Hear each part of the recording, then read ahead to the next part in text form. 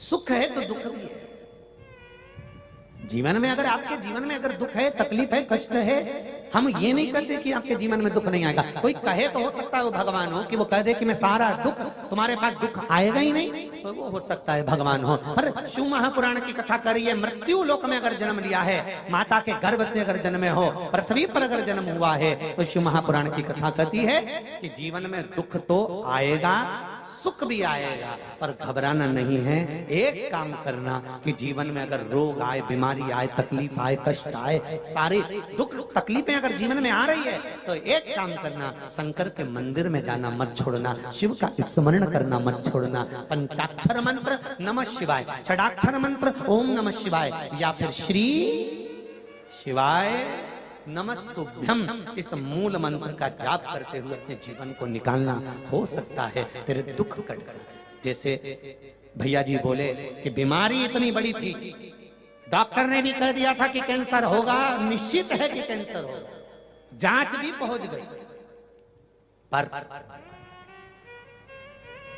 केवल इतना जानते हैं कि शंकर पर अगर विश्वास कर एक लोटा जल चढ़ाकर बेलपत्री को शंकर जी से मांग करके, बाबा ये तुम्हारी चढ़ी हुई बेलपत्र है, मैंने सुना है आप पर चढ़ी हुई वस्तु औषधि हो जाती है, मेरे स्वास्थ्य ठीक नहीं है, शरीर में गांठ पड़ गई है, शरीर में ये दुख है, घुटने में तकलीफ है, आप अपनी एक बेलपत्र औषधि बनाकर दे दीजिए, शिव जी से मांग कर लाओ, उसको प्रेम से खाओ, बाबा चाहेगा तो अमृत कर कर तुम्हारी जिंदगी को सफल।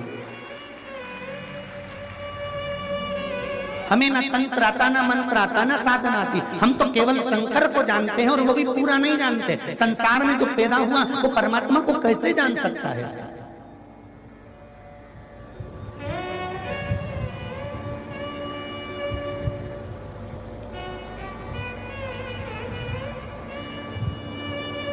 पत्रों का ढेर लगा हुआ है, ढेर पत्र आप लोगों ने भेजे हैं। अब इतने पत्रों का स्मरण कथाओं में करना कठिन है, परंतु फिर भी जो देवाधिदेव महादेव की कृपा भक्ति है, वही तो आप लोगों ने लिखा है। और अपनी भक्ति पर विश्वास रखना। शंकर जी के मंदिर में जाना एक लोटा पानी चढ़ाने के लिए, तो तुम्हारा विश्वास पक्का होना चाहिए, सीहोर वाले महाराज पर नहीं, पंडित प्रदीप मिश्रा पर विश्वास मत करना, क्योंकि ये तो मानव का शरीर है, इस मनुष्य शरीर का कोई भरोसा नहीं होता। भरोसा शिव महापुराण पर करना, शंकर की कथा पर करना, जिस मंदिर में जल चढ़ाने जा रहे हो उस शिव पर करना।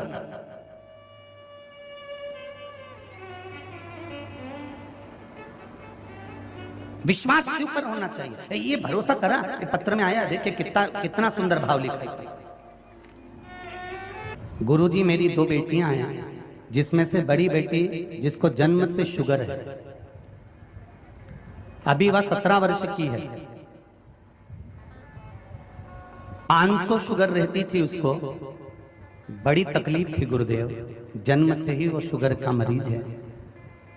सारे डॉक्टरों का इलाज चला, टेबलेट चली, औषधि चली, पर शुगर लेवल में नहीं आ रही थी। तब किसी ने कहा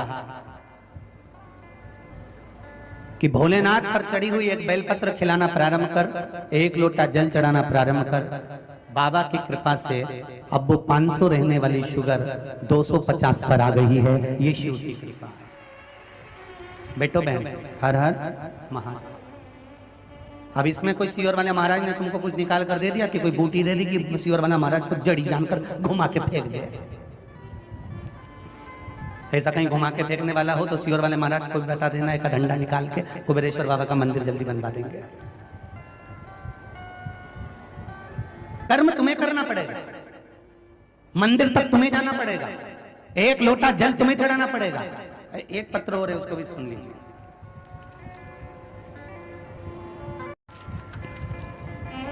माधुरी बड़ोनिया नेहा नगर सागर से है, कहीं बेटी हो तो हाथ हिला दीजिए। आप ही हैं? हर हर महादेव।